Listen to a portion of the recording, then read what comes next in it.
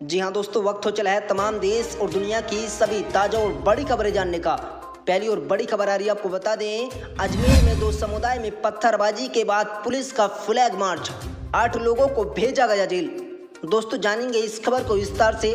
बढ़ते अगली बड़ी खबर की तरफ, आपको बता दें, 2024 में बीजेपी को हराने अखिलेश के साथ आएंगे अरविंद केजरीवाल। ममता और लालू यादव ओपी राजभर ने किया ये बड़ा दावा।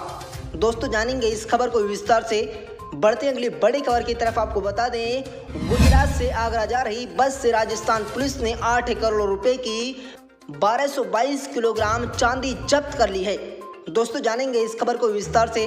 बढ़ते अगली बड़ी खबर की तरफ, आपको बता दें, शाह का बंगाल के बीजेपी नेताओं को राष्ट्रपति शासन पर 2 टूक, टीएमसी को हराने का बताया नया फार्मूला। दोस्तों बात करेंगे इस खबर के विस्तार से। अगली बड़ी खबर आ रही है, आपको बता दें, भारत को जब तक दुनिया में नंबर 1 नहीं बनाता, भगवान मुझे मृत्यु न दे, नागपुर में बोले अरविंद केजरीवाल। दोस्तों जानेंगे इस खबर को विस्तार से। बढ़ते अगली बड़ी खबर की तरफ, आपको बता दें, लाउडस्पीकर पर सीएम योगी आदित्यनाथ ने दी कड़ी चेतावनी, कह दी कुछ बड़ी बातें। दोस्तों बताएंगे आखिर सीएम योगी आदित्यनाथ ने और लाउडस्पीकर पर क्या कुछ बातें कही हैं, जानेंगे इस खबर को विस्तार से। बढ़ते अगली बड़ी खबर की तरफ, आपको बता दें, यूपी में रविवार को मिले कोरोना के 87 नए संक्रमित मरीज। दोस्तों जानेंगे इन सभी खबरों को एक एक कर विस्तार से। लेकिन दोस्तों खबर जानने से पहले लाइक कीजिए इस वीडियो को, चैनल को सब्सक्राइब कर लीजिए और पास में लगे बेल आइकन को दबा लें ताकि देश और दुनिया की सभी तमाम बड़ी खबरें आपके पास सबसे पहले पहुंचे। दोस्तों पहली और बड़ी खबर आ रही है, आपको बता दें, अजमेर के नसीराबाद में बच्चों के विवाद को लेकर 2 पक्षों में मारपीट होने के मामले में दोनों तरफ से मामला दर्ज कराए गए हैं। इसी बीच घोसी मोहल्ले में पुलिस तैनात है। शहर में शांति एवं कानून व्यवस्था कायम रखने के उद्देश्य से फ्लैग मार्च भी निकाला गया है। दोस्तों बता दें, नसीराबाद में शुक्रवार को बच्चों के मामूली विवाद पर उनके परिजन आपस में झगड़ने लगे। बच्चों के झगड़ों से शुरू हुआ विवाद सांप्रदायिक दंगे में तब्दील हो गया। इससे पहले ही सिटी पुलिस थाना अधिकारी कल्पना सिंह राठौर और सदर पुलिस थाना अधिकारी राजेश कुमार ने अपने अधीनस्थ पुलिस अधिकारियों और पुलिसकर्मियों के साथ तुरंत मौके पर पहुंचकर स्थिति को काबू कर लिया है। दोस्तों नसीराबाद के घोसी मोहल्ला निवासी नदीम पुत्र अब्दुल गफ्फार ने सिटी पुलिस थाना में कैलाश चंद बाली, बबली गौतम लाला, वीरेंद्र सुरेश, बंगाली गब्बर समेत 5 से 7 के विरुद्ध रिपोर्ट दर्ज कराई है। सिटी पुलिस थाना ने लड़ाई झगड़ा करके शांति भंग कराने के आरोप में लोधा मोहल्ला निवासी कैलाश पुत्र कन्हैयालाल लोधा, गौतम पुत्र गुलाबचंदिया लोधा, गुलाबचंद पुत्र कन्हैयालाल लोधा, जयसिंह पुत्र रोशन लाल, दीपक पुत्र अजय लोधा, गब्बर पुत्र कैलाश चंद्र और घोसी मोहल्ला निवासी नदीम पुत्र अब्दुल गफ्फार और जावेद पुत्र मोहम्मद आबाद को शांति भंग करने के मामले में गिरफ्तार करके न्यायालय के समक्ष रखने का आदेश दे दिया है। दोस्तों नसीराबाद में जिला पुलिस कप्तान विकास शर्मा और अतिरिक्त पुलिस अधीक्षक ध्यान सिंह शर्मा के निर्देश पर पुलिस उपाध्यक्ष पूनम भरमण सिटी ये सभी फ्लैग मार्च कर रहे हैं। दोस्तों अगली बड़ी खबर आ रही है, आपको बता दें, 2024 में बीजेपी को हराने अखिलेश के साथ आएंगे अरविंद केजरीवाल। ममता और लालू यादव और ओपी राजभर ने किया ये बड़ा दावा। बता दें, सुहेल देव भारतीय समाज पार्टी के मुखिया ओम प्रकाश राजभर की देखरेख में राजधानी लखनऊ में सुबह सपा का 2 दिवसीय परीक्षण शिविर संपन्न हो चुका है। इस ट्रेनिंग कैंप में सुबह सपा चीफ ओम प्रकाश राजभर ने बड़ा बयान दिया। उन्होंने कहा है कि 2024 का लोकसभा चुनाव विधानसभा चुनाव में बड़े गठबंधन के साथ ही लड़ा जाएगा।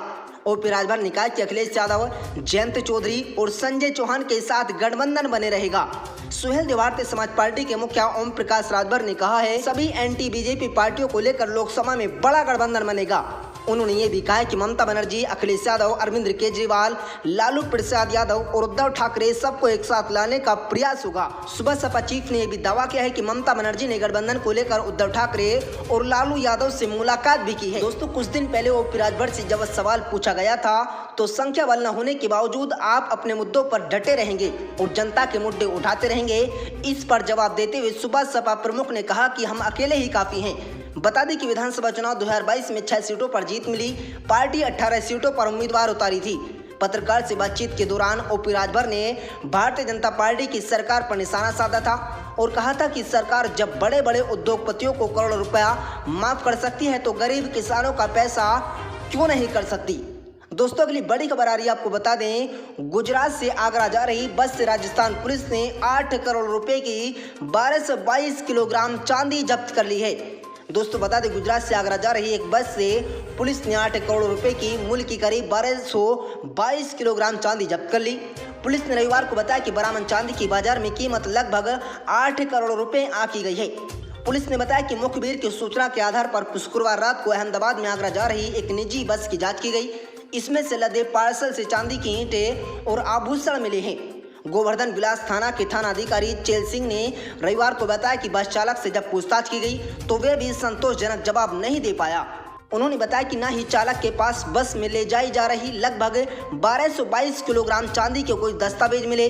उन्होंने बताया कि बस से बरामद लगभग 1222 किलोग्राम चांदी में 450 किलोग्राम चांदी की ईंटें और 722 किलोग्राम चांदी के आभूषण मिले हैं। चांदी की पार्सल को अहमदाबाद से बस में लादा गया था और उन्हें उदयपुर सहित जयपुर और आगरा के विभिन्न स्थानों पर उतारा जाना था। अधिकारी ने बताया कि पुलिस दल मामले की जांच कर रही है। यदि पार्सल अवैध पाया गया तो इस संबंध में मामला दर्ज किया जाएगा। हिंदी न्यूज चैनल आज तक के मुताबिक अहमदाबाद की ओर से राजस्थान जा रही श्रीनाथ ट्रेवल्स की बस ये चांदी की सिल्लियां और चांदी के जेवरात बरामद हुए हैं। इन पार्सल को उदयपुर, नाथद्वारा समेत कई अन्य जगहों पर उतारा जाना था। पुलिस उस जगह पर भी जाकर जांच करेगी जहां से इन पार्सलों को बस में लोड किया गया था। दोस्तों अगली बड़ी खबर आ रही है, आपको बता दें, शाह का बंगाल के बीजेपी नेताओं को राष्ट्रपति शासन पर दो टूक। दोस्तों बता दें, केंद्रीय गृह मंत्री अमित शाह ने 2021 के विधानसभा चुनाव परिणामों के बाद पश्चिम बंगाल का पहला दौरा किया। इस दौरान अमित शाह ने बंगाल भाजपा इकाई के साथ बैठक की और पार्टी कार्यकर्ताओं में जोश भरने की कोशिश भी की है। हालांकि बंगाल में आए दिन राजनीतिक रंजिश के चलते होने वाली हत्याओं के बीच राष्ट्रपति शासन लगाने की मांग को अमित शाह ने खारिज कर दिया है। अमित शाह ने कहा कि बंगाल में भाजपा नेताओं को राष्ट्रपति शासन लगाने के अपने सपने को छोड़ने की जरूरत है। उन्होंने कहा कि राज्य की जनता ने एक विशाल जनादेश के साथ एक सरकार चुनी है, उसे बर्खास्त करना अनुचित होगा। दरअसल तृणमूल कांग्रेस के आक्रामक रवैये के खिलाफ बंगाल भाजपा इस लड़ाई में खुद को अकेला महसूस कर रही है। इसी बीच केंद्रीय गृह मंत्री अमित शाह ने पार्टी की बंगाल इकाई में जोश भरते हुए निराश नहीं होने के लिए कहा है। उन्होंने राज्य की भाजपा इकाई को राष्ट्रपति शासन की आस त्याग पर राजनीतिक रूप से लड़ने के लिए कहा है। बता दें कि शाह ने अपने दौरे में बंगाल भाजपा के सांसदों और विधायकों सहित कई राज्यों के भाजपा नेताओं के साथ बड़ी बैठक की। अमित शाह ने बैठक में कहा कि तृणमूल कांग्रेस भारी जनादेश पाने के लिए लगातार तीसरी बार सत्ता में आई। उसे चुनाव जीतने अभी कुछ महीने ही हुए हैं। ऐसे में एक जनता द्वारा चुनी गई सरकार को धारा 356 लगाकर उखाड़ फेंकना जाना चाहिए। शाह ने कहा कि इस तरह से नहीं कर सकते, ये एक राजनीतिक लड़ाई है जिसे हमारे कार्यकर्ताओं की मदद से राजनीतिक रूप से लड़ने की जरूरत है। बंगाल भाजपा के नेताओं ने अमित शाह के सामने राष्ट्रपति शासन को जरूरत बताते हुए दोस्तों बंगाल भाजपा के नेताओं ने अमित शाह के सामने राष्ट्रपति शासन को जरूरी बताते हुए राजनीतिक हत्याओं, सामूहिक बलात्कार और हिंसा के अन्य रूपों का हवाला दिया है। इस पर शाह ने कहा कि इस मामले में सीबीआई अपना काम कर रही है। इस स्थिति में बंगाल भाजपा के पदाधिकारियों और चुने गए प्रतिनिधियों को राजनीतिक स्तर पर तृणमूल से मजबूती से लड़ना चाहिए। भाजपा बंगाल के प्रवक्ता समीक भट्टाचार्य ने कहा है कि अमित शाह ने स्पष्ट कर दिया कि टीएमसी सरकार के खिलाफ हमारी राजनीतिक लड़ाई जारी रहेगी और हम इसे राजनीतिक रूप से लड़ेंगे। इसके लिए हमें संगठन को मजबूत करना होगा और राज्य भर में बूथ स्तरीय समितियां बनानी होंगी। हमारे कार्यकर्ताओं की हमारी ताकत होंगे और हम टीएमसी को मुंह तोड़ जवाब देंगे। दोस्तों अगली बड़ी खबर आ रही है, आपको बता दें, भारत को जब तक दुनिया का नंबर 1 नहीं बनाता भगवान मुझे मृत्यु न दे, नागपुर में बोले अरविंद केजरीवाल। दोस्तों दिल्ली के मुख्यमंत्री अरविंद केजरीवाल महाराष्ट्र पहुंचे हैं। महाराष्ट्र के नागपुर में पत्रकारों से बात करते हुए दिल्ली के मुख्यमंत्री अरविंद केजरीवाल ने नाम लिए बगैर भारतीय जनता पार्टी बीजेपी पर बड़ा हमला बोला। अरविंद केजरीवाल ने महाराष्ट्र में स्कूलों की खस्ताहाल व्यवस्था पर बात भी की है। उन्होंने भ्रष्टाचार का मुद्दा भी उठाया है। अरविंद केजरीवाल ने कहा कि हम राजनीति में अपना करियर बनाने के लिए नहीं बल्कि अपना करियर छोड़कर आए हैं। अरविंद केजरीवाल ने कहा कि भगवान से बस 2 ही चीजें मांगता हूं। पहला यह कि मेरा भारत दुनिया का नंबर 1 देश बने, दूसरा कि जब तक भारत को दुनिया का नंबर 1 देश नहीं बनाता तब तक भगवान मुझे मृत्यु न दे। दोस्तों दिल्ली के मुख्यमंत्री अरविंद केजरीवाल ने कहा है कि मुझे राजनीति नहीं आती। उन्होंने कहा कि मुझे बल्कि बस काम करना आता है, हमें चोरी करना, भ्रष्टाचार करना, दंगा करना, गुंडागर्दी करना नहीं आता। अरविंद केजरीवाल ने कहा है कि हमें स्कूल और अस्पताल बनाना आता है। उन्होंने महाराष्ट्र की शिक्षा व्यवस्था को लेकर प्रदेश की सरकार पर बड़ा हमला बोला। अरविंद केजरीवाल ने कहा है कि महाराष्ट्र में सरकारी स्कूलों का हाल बहुत खराब है। पहले दिल्ली में भी ऐसा ही हाल था, लेकिन अब स्थिति बदल गई है। 12वीं की कक्षा में सरकारी स्कूलों के नतीजे 97% आए हैं। उन्होंने दावा किया है कि 4 लाख बच्चे प्राइवेट स्कूलों से सरकारी स्कूलों में आए। दिल्ली के मुख्यमंत्री अरविंद केजरीवाल ने कहा कि मुझे दूसरे दलों के लोग खूब गाली देते हैं। वे कहते हैं कि हम फ्री देते हैं। उन्होंने सवालिया लहजे में कहा कि अगर गरीबों को फ्री में शिक्षा देता हूं तो क्या गलत करता हूं। उन्होंने सवालिया लहजे में कहा कि अगर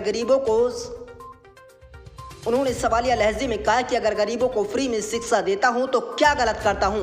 अगर गरीब को फ्री इलाज में सुविधा देता हूं तो क्या गलत करता हूं। अगली बड़ी खबर आ रही है, आपको बता दें, लाउड स्पीकर विवाद के बीच मुख्यमंत्री योगी आदित्यनाथ ने दावा किया है कि राज्य में अब तक 1 लाख से ज्यादा लाउड स्पीकर उतारे जा चुके हैं। अधिकारियों को ये जिम्मेदारी सौंपी गई है कि उतारे गए लाउड स्पीकर दोबारा नहीं लगने पाए। झांसी में मुख्यमंत्री योगी आदित्यनाथ ने जनप्रतिनिधियों से चर्चा करने के साथ ही विकास कार्यों की समीक्षा की और कहा कि उत्तर प्रदेश में अब तक 1 लाख से अधिक लाउड स्पीकर उतार दिए गए। सीएम योगी आदित्यनाथ ने अधिकारियों को निर्देश दिया है कि ये सुनिश्चित किया जाए कि उतारे गए लाउड स्पीकर दोबारा न लगने पाए। योगी आदित्यनाथ ने कहा कि धार्मिक योजना धार्मिक स्थलों के परिसर के भीतर ही सीमित होने चाहिए। किसी भी पर्व त्योहार का आयोजन सड़क पर नहीं होना चाहिए और इन योजनाओं से सामान्य नागरिकों के आवागमन में कोई भी असुविधा नहीं होनी चाहिए। उल्लेखनीय है कि उत्तर प्रदेश में धार्मिक स्थलों पर लगाए गए अवैध लाउड स्पीकर को हटाने और अन्य लाउड स्पीकर की आवाज़ों को निर्धारित सीमा तक सीमित रखने का अधिनियम पिछले 25 अप्रैल से शुरू हुआ था और 1 मई तक चला। इससे पहले एडीजी कानून व्यवस्था प्रशांत कुमार ने लखनऊ में जारी एक बयान में कहा था कि अवैध रूप से लगाए गए लाउड स्पीकर सभी धार्मिक स्थलों से बिना किसी भेदभाव के हटाए जा रहे हैं और ऐसे सभी लाउड स्पीकर को अवैध की श्रेणी में रखा गया है, जिन्हें लगाने के लिए प्रशासन से अनुमति नहीं ली गई। लाउड स्पीकर के सिलसिले में हो रही कार्रवाई के दौरान हाईकोर्ट के आदेश को भी ध्यान में रखा जा रहा है।